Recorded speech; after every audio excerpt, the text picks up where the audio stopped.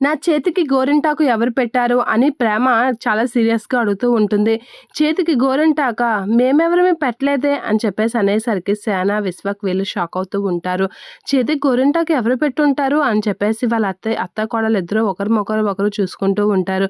భద్రావతి అయితే హమ్మయ్య! ఇదే గురించి సీరియస్‌గా ఉందంటే ఖచ్చితంగా ధీరజ్‌ని నిలదీస్తుంది అనైతే మనసులో అనుకుంటూ ఉంటుంది. గోరింటాకు పెట్టడం ఏంటి అని అనేసరికి మీ అత్తయ్య పెట్టిందేమో అని అంటూ ఉంటుంది. ఏంటి నేనా? నేను పెట్టలేదు అని అంటూ ఉంటుంది భద్రావతి. నేనెందుకు గోరింటాకు పెడతాను అని అంటూ ఉంటుంది. నేనేం గోరింటాకు పెట్టలేదు అని అనేసరికి ఇంట్లో వాళ్ళు ఎవరు గోరింటాకు పెట్టకపోతే మరి ఎవరు పెట్టుంటారు అని ప్రేమ ఆలోచిస్తూ ఉంటుంది. ఇంట్లోకి వచ్చి గోరింటాకు ఎవరు పెట్టుంటారు అని సేన, విశ్వక్ వీళ్ళు కూడా ఆలోచిస్తూ ఉంటారు. ఇంట్లో ఎవరు గోరింటాకు పెట్టకపోతే మరి తన చేతికి గోరింటాకు ఎలా వచ్చింది అని చెప్పేసి రేవతి వీళ్ళైతే ఆలోచిస్తూ ఉంటారు.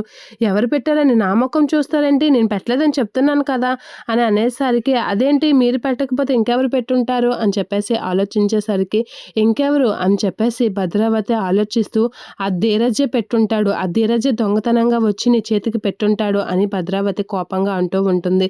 అలా అనేసరికి ప్రేమ అయితే షాక్ అవుతూ ఉంటుంది. విశ్వక్ అయితే అలా చూస్తూ ఉండిపోతూ ఉంటాడు.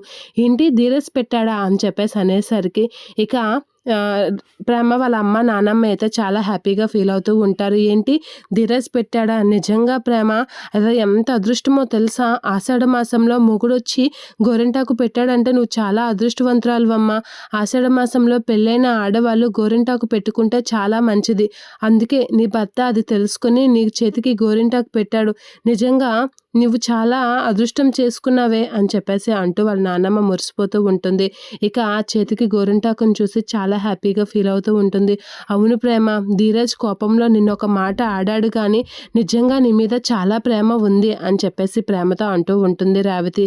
ఇక భద్రావతి అయితే కోపంతో రగిలిపోతూ ఉంటుంది వాళ్ళ మాటలకి. ఇక వాళ్ళు ఆడిన మాటలకి ప్రేమ అయితే చాలా కోపంగా ఉంటుంది. ఏంటి నీ భర్త గోరింటాకు పెట్టాడని మేము అంటుంటే నువ్వేంటి అంత కోపంగా ఉన్నావు? ఎందుకు అంత కోపం?